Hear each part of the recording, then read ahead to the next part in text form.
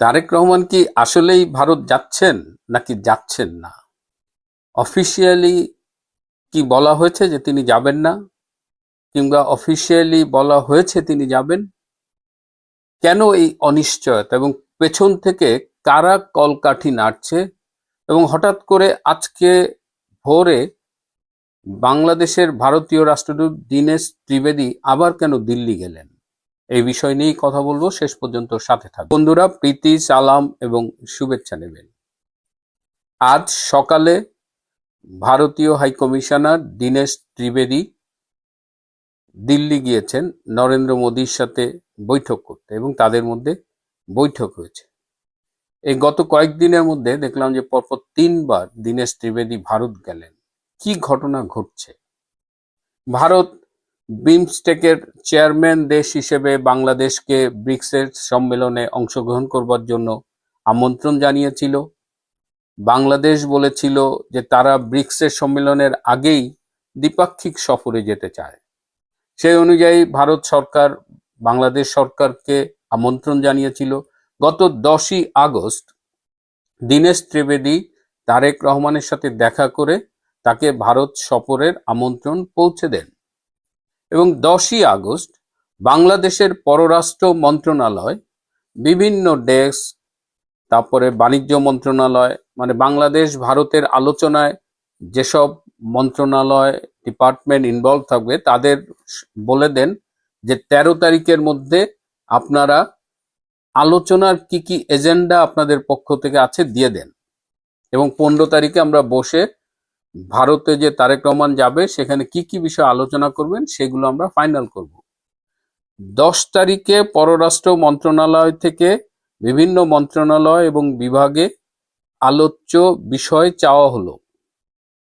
16 তারিখে হঠাৎ করে পররাষ্ট্র মন্ত্রণালয়ের মুখপাত্র মিস্টার শহীদুল করিম এক প্রেস কনফারেন্সে বললেন যে সম্পর্ক অনুকূল না হলে তারেক রহমান ভারত সফরে যাবেন না, এবং সম্পর্ক অনুকূল করতে হলে কি লাগবে? এই যে 5ই আগস্ট শেখ হাসিনা বক্তব্য দিয়েছেন, সেটা বাংলাদেশের সার্বভৌমত্বের উপরে নাকি হুমকি স্বরূপ, এবং যে কারণে শেখ হাসিনাকে ফিরিয়ে দিতে হবে এবং হাদির খুনিদেরও ফিরিয়ে দিতে হবে। আমি একটা জিনিস বুঝি না, যে 5 তারিখের ঘটনা নিয়ে যদি আপনাদের আপত্তি থাকে, তাহলে 10 তারিখে যখন আমন্ত্রণ জানানো হলো আপনারা তো না করে দিতে পারতেন। বরং আপনারা বিভিন্ন মন্ত্রণালয় এবং পররাষ্ট্র মন্ত্রণালয় বিভিন্ন বিভাগে আপনারা বলেছেন যে আলোচনার ইস্যুগুলো তোমরা দাও, এবং 13 তারিখের মধ্যে আপনারা কিন্তু ইস্যু চেয়েছেন। 16 তারিখে এসে আপনাদের হঠাৎ 5 তারিখের কথা মনে পড়লো এবং শেখ হাসিনাকে আপনারা ফেরত চাইলেন। হঠাৎ মানে পররাষ্ট্র মন্ত্রণালয়ে আসলে কি হচ্ছে? পররাষ্ট্র মন্ত্রণালয়ে আমাদের যে পররাষ্ট্র মন্ত্রী আছেন ডক্টর খলিল, পররাষ্ট্র বিষয়ক উপদেষ্টা হুমায়ুন কবির এবং পররাষ্ট্র প্রতিমন্ত্রী শামা ওবায়েদ, এই 3জনের মধ্যে কিন্তু অ্যাজ এ টিম তাদের মধ্যে সম্পর্কটা ভালো না। হুমায়ুন কবির শামা ওবায়েদকে দেখতে পারেন না, খলিল হুমায়ুন কবিরকে বিশ্বাস করেন না, তো নিজেদের মধ্যে একটা টানাপোড়েন আছে, এবং এটা নিয়ে পররাষ্ট্র মন্ত্রণালয় মোটামুটি 3 ভাগে বিভক্ত। তো ধারণা করা হচ্ছে যে খলিলই এই শহীদুল করিমকে দিয়ে এই প্রেস স্টেটমেন্টগুলো দেওয়া হয়েছে। মজার ব্যাপার হলো, প্রেসে যে কথাগুলো শহীদুল করিম বলেছে, বাংলাদেশের পক্ষ থেকে ডিপ্লোম্যাটিক চ্যানেলে ভারতকে কিন্তু এই বিষয়গুলো জানানো হয়নি। এই যে দাবি আপনারা করলেন, 2-3টা শর্ত দিলেন, এটা কিন্তু ভারতকে লিখিতভাবে দেওয়া হয় নাই, এবং ভারতকে আজ অবধি জানানো হয়নি যারা তারা যাবে কি যাবে না। অর্থাৎ বিষয়টা ঝুলিয়ে রেখেছে, এবং ডক্টর খলিল এখানে একটা রোল প্লে করছে যাতে তারেক রহমান ভারতে না যান। এটার কারণ হলো যে খলিল এখন দেখবেন যে চায়নার সাথে খুব তার দহরম মহরম হচ্ছে, যে এই তিনি চায়না, মিয়ানমার, বাংলাদেশ করিডোর করবে, রাস্তা করবে, চায়নার সাথে অনেকগুলো জয়েন্ট ভেঞ্চার করবে, চায়নার ইনভেস্টমেন্ট আনবে, এবং এর মধ্য দিয়ে ডক্টর খলিল একটা বড় অঙ্কের টাকা কমিশন হিসেবে পাবেন। সুতরাং টাকার এই কমিশনে খলিল কিন্তু পল্টি খাইছে। অথচ এই খলিল ভারতের সমর্থন নিয়ে কিন্তু জাতিসংঘের সাধারণ পরিষদের সভাপতি নির্বাচিত হয়েছে।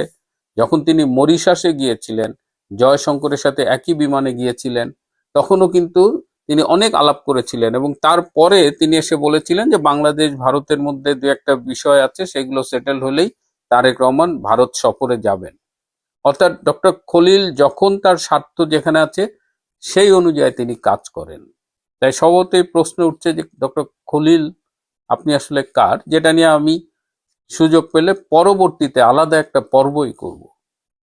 তো এই যে ভারতে তারেক রহমান যাবেন কি যাবেন না, বিএনপির অনেক সিনিয়র নেতৃবৃন্দ কিন্তু এই অনিশ্চয়তা, তারেকের ভারত না যাওয়ার যে ব্যাপারটা, তারা কিন্তু পছন্দ করছেন না। কারণ তারেকের সামনে ভারত সফরে বেশ কিছু সুযোগ এসেছিল, কারণ এই বছরের ডিসেম্বরের মধ্যে 30 বছর মেয়াদী যে গঙ্গার পানি চুক্তি ছিল সেটি শেষ হয়ে যাবে, এটির নবায়ন করা জরুরি। আবার ট্রান্সশিপমেন্ট বন্ধ হয়ে গিয়েছিল ডক্টর ইউনূসের আমলে, সেটি হলে আমাদের ব্যবসা বাণিজ্যের জন্য ভালো হয়। আমাদের চুক্তির বাইরেও প্রচুর ডিজেল লাগছে, কারণ বাংলাদেশে এই মুহূর্তে জ্বালানি সংকট, গ্যাস বিদ্যুৎ সংকট তীব্র হয়ে উঠেছে। এদিকে ভিসাও একটু সহজ করা, ভিসা উন্মুক্ত করা, এই বিষয়গুলো নিয়ে ভারতের সাথে আলোচনাগুলো খুব জরুরি হয়ে গেছে। এবং যদি তারেক রহমান ভারত সফরে যান তাহলে এই বিষয়গুলো নিয়ে আলোচনা হবে, যদি না যান তাহলে স্বভাবতই গঙ্গার পানি চুক্তিটা ঝুলে যাবে, ভিসাটা হয়তো কঠিন হয়ে যাবে। অলরেডি ভারতের খাদ্যমন্ত্রী প্রধানমন্ত্রী নরেন্দ্র মোদীর সাথে দেখা করেছেন এবং ধারণা করা হচ্ছে সেখানে এই যে বিভিন্ন খাদ্য পণ্য বিদেশে রপ্তানি করা নিয়ে আলোচনা হবে। এদিকে ভারতের বিদ্যুৎ মন্ত্রী খুবই কাঠখোট্টা প্রকৃতির, তিনি এই বিদেশে বিদ্যুৎ রপ্তানির ব্যাপারে খুবই মানে স্ট্রিক্ট একটা লোক। তো এই অবস্থায় তারেক রহমানকে যারা ভারত যেতে নিরুৎসাহিত করছে, এমনি তো আমি বলেছি যে মিডিয়ার একটা অংশ গ্যাং অফ ফোর, তারা চাচ্ছে না, আইএসআই পন্থী লোকজন চাচ্ছে না তারেক রহমান ভারতে যাক। তারেক রহমান ভারতের সাথে আন্ডারস্ট্যান্ডিং করে তাদের সহায়তায় বাংলাদেশে ফিরেছেন, এমনকি নির্বাচনে জয়লাভ করে প্রধানমন্ত্রী হয়েছেন। কিন্তু 6 মাস যেতে না যেতেই তারেক কিন্তু চোখ উল্টিয়ে দিচ্ছেন। তো এর ফলে তারেকের সরকার উপকৃত হবে কি হবে না সেটা জানতে হবে। আর এই যে শেখ হাসিনাকে ফেরত চাচ্ছে, ভারত সরকারের মধ্যে একটা কাজ করেছে, তারা 9 জন সাবেক বিচারপতিকে বলেছে যে এই ভারত বাংলাদেশ প্রত্যর্পণ চুক্তি অনুযায়ী শেখ হাসিনাকে ফিরিয়ে দেবার আইনি বিষয়টা তারা যেন একটু এই চুক্তিটা পড়ে মতামত দেয়। 9 জন সাবেক বিচারপতি, তার মধ্যে সাবেক প্রধান বিচারপতিও ছিলেন, তারা 9 জনই একই মতামত দিয়েছে যে বর্তমানে বিদ্যমান যে প্রত্যর্পণ চুক্তিটা আছে ভারত এবং বাংলাদেশের মধ্যে বন্দি বিনিময় সংক্রান্ত, সেই চুক্তি অনুযায়ী শেখ হাসিনাকে বাংলাদেশে বর্তমানে ফেরত দেওয়ার কোনো আইনি বাধ্যবাধকতা নেই। এই মতামত পাওয়ার পরে ভারত সরকার হয়তো এমনও হতে পারে যে এই শেখ হাসিনার প্রত্যর্পণের বিষয়টি ভারতের আদালতে নিয়ে যেতে পারে এবং সেক্ষেত্রে আদালতের সিদ্ধান্তের উপরে ভিত্তি করেই ভারত সরকার হয়তো তাদের পরবর্তী সিদ্ধান্ত নেবে। কিন্তু এই সমস্ত ঘটনায় আবার একটা নাম খুব সারফেসে আসছে, সেটা হলো ঢাকায় সাবেক মার্কিন রাষ্ট্রদূত পিটার হাস খুব কাকতালীয় ভাবে গত 9ই আগস্ট থেকে পিটার হাস ঢাকায় অবস্থান করছে।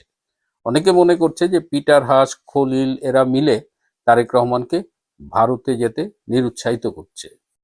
এদিকে 21শে আগস্ট থেকে দিল্লিতে হোটেল তাজ কিন্তু বুকিং করা আছে তারেক রহমান এবং তার পরিবারের সদস্যদের জন্য, যে তিনি ভারতে গেলে ওই হোটেলে থাকবেন।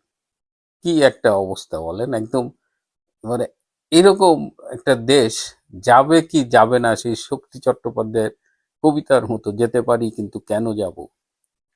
আওয়ামী লীগের জন্য যেটা হবে, তারেক রহমান যদি ভারতে যান তাহলে ভারত সরকারের সাথে তাদের অনেক আলোচনা সরাসরি হবে, সেটা সব পক্ষের জন্য ভালো, আওয়ামী লীগের জন্যও ভালো। যদি তারেক রহমান ভারত সফরে না যান তাহলে সেটা আওয়ামী লীগের জন্য আরো ভালো এবং সেই ক্ষেত্রে ভারত হয়তো তার প্ল্যান বিতে চলে যাবে। ভারত মনে করে বর্তমানে বাংলাদেশের যে অবস্থান, বাংলাদেশ যা করছে তা পুরো সাউথ এশিয়ার স্থিতিশীলতাকে ঝুঁকির মুখে ফেলে দিচ্ছে। এবং ভারত যে গোয়েন্দা রিপোর্ট দিয়েছিল বাংলাদেশের কাছে কোথায় কোথায় জঙ্গি তৎপরতা আছে এবং জঙ্গিদের বিরুদ্ধে ব্যবস্থা নিতে বলেছিল, বাংলাদেশ তো সেগুলো ঠিকমতো নেয়নি। বাংলাদেশ কি করেছে, সেই রিপোর্টটা পাকিস্তানের গোয়েন্দা সংস্থা আইএসআই এর হাতে তুলে দিয়েছে। তো পরিস্থিতি বাংলাদেশের পক্ষ থেকে ক্রমশ জটিল করা হচ্ছে এবং তারেক রহমানকে ধারণা করা হচ্ছে যে মিসলিড করছে তারই আশেপাশের কিছু মানুষ। প্রিয় বন্ধুরা, আজ এ পর্যন্তই। ভালো থাকবেন, সুস্থ থাকবেন, তার চেয়েও জরুরি হলো নিরাপদে থাকবেন।